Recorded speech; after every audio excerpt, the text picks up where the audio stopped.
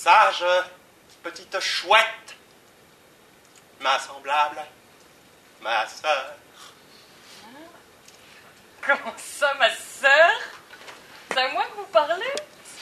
J'ai décidé de t'enseigner la philosophie à ma contrefaçon.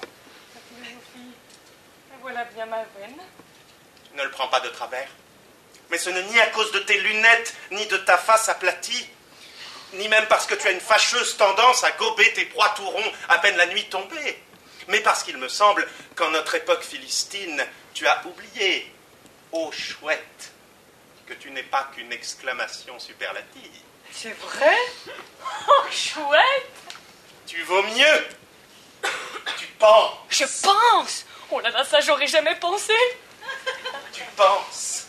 Donc, tu es. Je suis qui? Eh bien, Minerve, c'est la déesse du torticolis? non, de la sagesse. Oui, c'est plus une cérébrale qu'une cervicale. Alors, tu sais, l'existence même du philosophe est une insulte pour la société. Il ne fait rien, mais ne s'ennuie pas. Non, il pense. Pendant que les autres dépensent. Mesdames und Herren, ladies and gentlemen, le philosophe.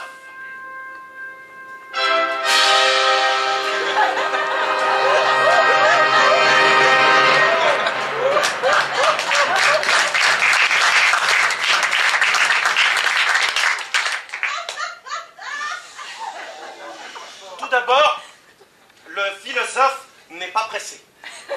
Je ne suis pas pressé. Ce qui est quand même incroyable quand on pense à tout ce qu'il y a à faire. Si tu cours comme tout le monde, il y a peu de chances qu'il te rattrape. Ensuite, le philosophe en activité pense. Je suis le philosophe. Je pense. Je pense, donc je suis le philosophe. Mais comment reconnaît-on quelqu'un qui pense? Là, c'est plus difficile. Parce qu'il faut souvent attendre que les gens parlent pour se rendre compte qu'en vérité, ils ne pensaient pas. Alors, il faut que tu saches que penser consiste pour l'essentiel à revenir sur soi pour s'interroger sur le sens de ce qui nous entoure. Je m'interroge sur le sens de ce qui m'entoure. Comme si on avait que ça à foutre. Qu'est-ce que l'homme? Y a-t-il des preuves de l'existence de Dieu? Que m'est-il permis d'espérer? La vie oscille-t-elle comme un pendule Ensuite, entre la souffrance penser, et... c'est regarder au-delà de ce qui se passe immédiatement devant nous. Tout d'abord, si tu lui poses une question, il te répondra par une autre question, ce qui est assez énervant, tu en conviendras. Certes, mais jusqu'où? Mais pourquoi dis-tu cela? En quel sens entends-tu ce que tu dis?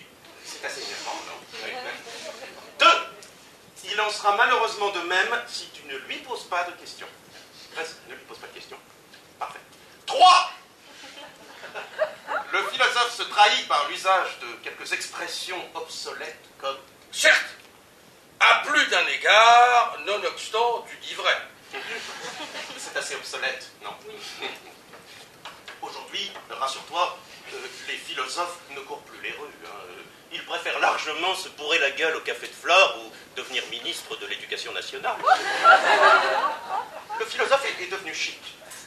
La philosophie est même tellement à la mode qu'on se demande un peu ce qu'on ferait sans elle. On ferait... Je ne sais pas, moi, ce qu'on ferait. Bien demandez-lui. On saura comme ça à quoi Michel sert.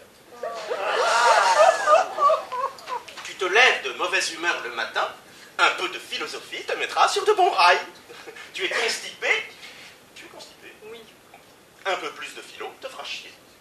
Bonne humeur et laxatif. Oui, c'est C'est la la solution solution BHL.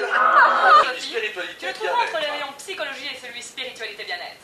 Le philosophe n'est plus un parasite. Non, il est devenu utile. Très utile. Tu peux le ranger dans ta boîte à outils. Car aujourd'hui, La philosophie et le bricolage Le foot et le jardinage étant hors concours. sont devenus deux des meilleurs moyens de te réconcilier avec ta vie De merde.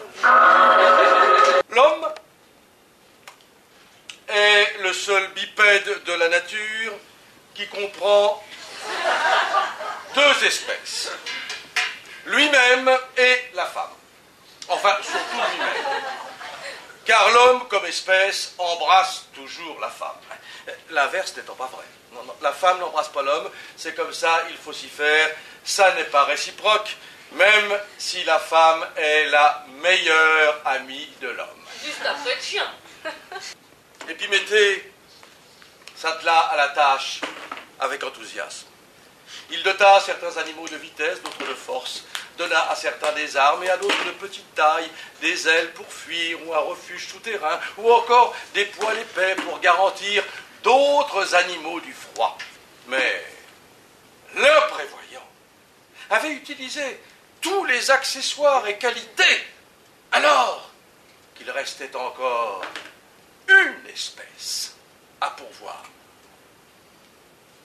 Ding, ding, Le poulpe, ding, La salamandre. ding, le ver de terre, La mouche à merde. le cochon d'Inde, ding. L'armoire normande. L'homme. Et c'est pourquoi l'homme a deux mains. L'une pour construire le monde dans lequel il vit, l'autre pour le détruire et se détruire avec. Oh, si tous les bipèdes sans plumes du monde voulaient bien se donner la main. Oui, mais laquelle? Tu sais, Hippocrate, Ouais. la guerre est le père de toutes choses. Hein? Tu veux dire le nerf, Héraclite? Tu veux parler du nerf de la guerre? Non, je te parle du père. Je dis bien le père de toutes choses. C'est féminin. Dans ces conditions, dis plutôt la mère. Hein? Si mon père en avait, alors on l'appellerait ma sœur. Ça fait une belle paire. Non, la touche hypocrite. Hypocrite. Eh oui, hypocrite, espèce d'hypocrite d'Hippocrate. Si je te parle en traduction française, c'est simplement par commodité. Démocrite, tu sais ce qu'il prétend, Héraclite? Il prétend que la guerre est le père de toutes choses. Qu'en penses-tu? La guerre engendre toute chose, car la vie et le mouvement ne peuvent naître que de la rencontre et de l'opposition des contraires. Tatrique. Dans ces conditions, la guerre ne peut pas s'engendrer elle-même. Tatraque. C'est vrai, elle engendre la paix, est engendrée par elle, le repos a besoin du mouvement et inversement, patatrique. Oh, je l'attendais, celle-là. Dans ces conditions, la paix, elle, émère de rien du tout. Elle est parfaitement stérile. C'est comme les vacances. On peut pas en profiter si on en jouit tout le temps. Patatraque. Sache que tu souffres parce que tu n'as pas mieux à faire. Et que si tu cessais de souffrir, tu risquerais fort de t'ennuyer. Oui. Comme la vie oscille comme un pendule entre la souffrance et l'ennui, la bonne nouvelle, c'est qu'on a suffisamment de raisons de souffrir pour ne pas s'ennuyer. L'Éternel, jamais en panne d'imagination, créa la rosée du désir. C'est quelques gouttes que l'homme ne peut jamais retenir sous l'effet de la concupiscence et de l'excitation, Oh là là, je crois que j'ai pas pu me retenir. qui s'en vont très vite rejoindre l'ovule sans que personne ne s'en aperçoive et rendent particulièrement aléatoire la pratique pourtant brevetée du